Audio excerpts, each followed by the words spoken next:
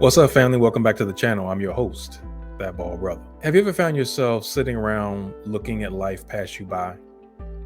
Have you been telling yourself, gee, I need to get to the gym, or I need to work on this project, or I need to ask for that raise.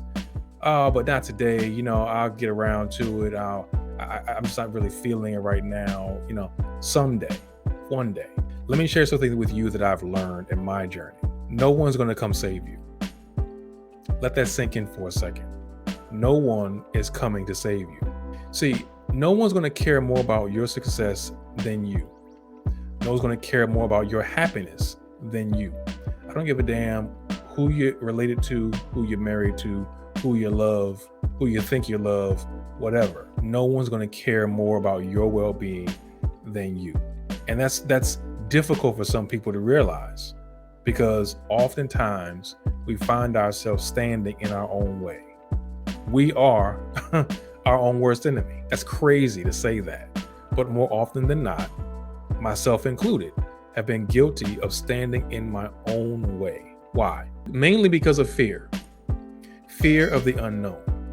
Now, understand that fear is healthy, because you're supposed to have fear. It's a key biological function. But when you allow your life to be dominated by fear, everything scares you.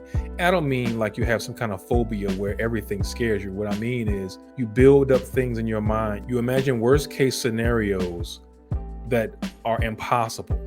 You create existential events in your head when it comes time to do a speech in front of your office, when it comes time to make that phone call you've been putting off, or ask that person out on a date.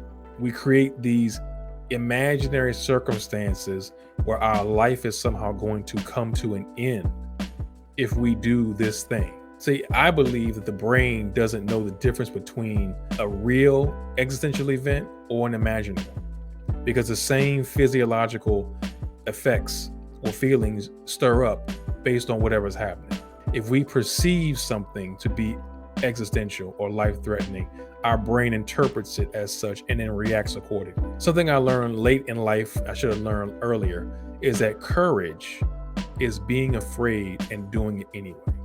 So think about that. How often have you allowed fear to keep you sitting in the chair? How often have you been counting on someday and one day, which neither are in the days of the week? Today is the day.